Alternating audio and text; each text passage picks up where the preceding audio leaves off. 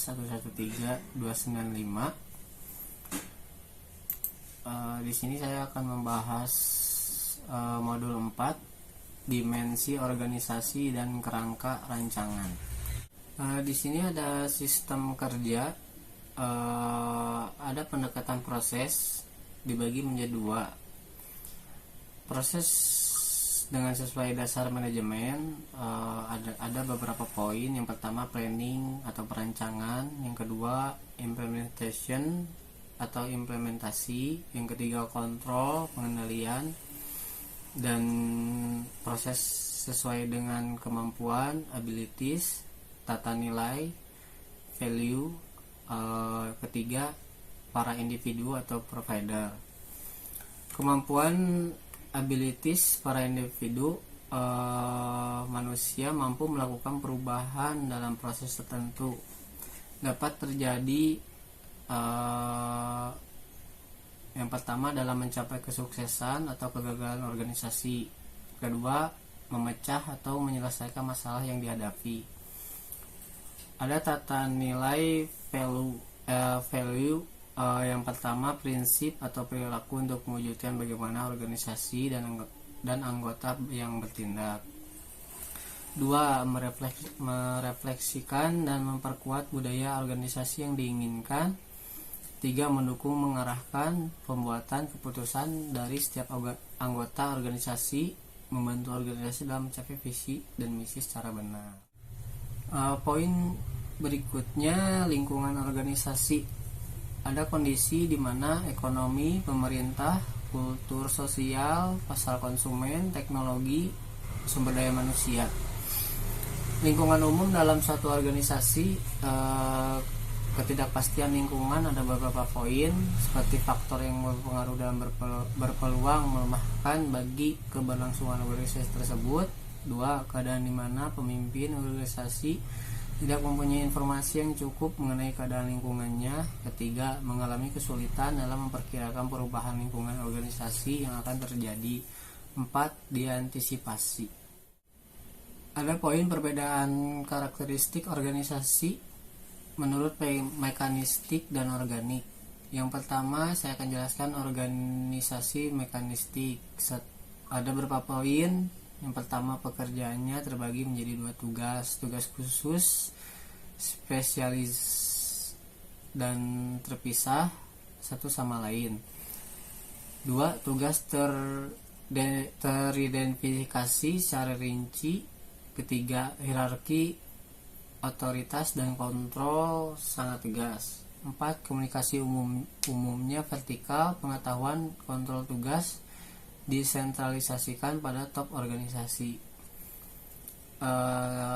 Adapun organisasi organik, tiap bagian seakan mempunyai sesuatu yang dikerjakan bersama oleh karyawan tanpa pemisah secara individual.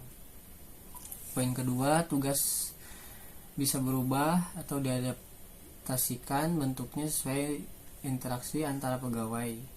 Yang ketiga, hierarki, otoritas, dan kontrol tidak tegas, hanya ada sedikit peraturan. 4.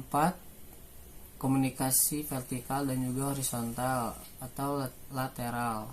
Yang terakhir, kelima, pengetahuan dan kontrol tugas tersebar dalam organisasi. Ada poin karakteristik organisasi dengan berbagai jenis lingkungan. Karakteristik organisasi: bagian penelitian dan pengembangan, bagian produksi, bagian pemasaran, sasaran, pengembangan produk baru, meningkatkan produk baru, efisiensi produk, kepuasan konsumen, horizon waktu, panjang, pendek, jenis hubungan interpersonal. Hampir semuanya dalam kaitan dengan pekerjaan, tugas atau tasks. Seluruhnya dalam kaitan dengan tugas pekerjaan. Bagian pemasaran, sosial, formalitas struktur organisasi, bagian penelitian dan pengembangannya rendah, bagian produksinya tinggi, bagian pemasarannya tinggi. Untuk poin terakhir mungkin kita bahas jenis tekstur lingkungan dan tindakan organisasi. Ada beberapa bagian tentang tekstur lingkungan. Yang pertama, tekstur lingkungan, karakteristik lingkungan, tindakan organisasi yang disesuaikan. Untuk tekstur lingkungan, ada tenang atau acak. Perubahan jarang dan hanya terjadi untuk tunggal atau individual. Untuk tindakan organisasi yang disesuaikannya, konsentrasi pada operasi rutin sehari-hari, perencanaannya hanya sedikit. Dan ada tenang dan mengelompok. Nah, di sini perubahan jarang dan hanya terjadi dalam bentuk elemen-elemen yang saling berkaitan. Tindakan organisasi, perencanaan dan peramalan untuk mengantisipasi perubahan, menghindari perubahan berkelompok. Ada pula dipanggil bereaksi. Lingkungan bereaksi terhadap perubahan dalam organisasi dan juga sebaliknya. Organisasi berukuran besar, tindakannya bisa diamati, jumlahnya tidak banyak, oligopolistik. Nah, untuk tindakan organisasinya, perencanaan untuk mengantisipasi reaksi dan tindakan organisasi lain. Ada beberapa poin, ada yang mengamati pihak luar lingkungan dan setiap tindakan apa reaksi lingkungan, misalnya perang diskon. Dan yang paling terakhir di sini kekacauan. Lingkungan sering berubah dalam bentuk perubahan terjadi dalam kelompok. Perlu interpretasi kondisi lingkungan dan adaptasi untuk bisa hidup. Pengganti transistor dengan chip. Tadi saya jelaskan, mungkin ini pendapat atau opini dari saya dalam mengorganisasikan tugas dalam cara-cara paling efisien dan efektif agar tidak ada duplikasi pekerjaan. Mengkoordinasikan jumlah aktivitas dan berbagai departemen dan unit untuk mencapai tujuan bersama. Nah, untuk yang ketiga, mengalokasikan kedudukan dan orang agar ada jaminan kalau pekerjaan dapat diselesaikan.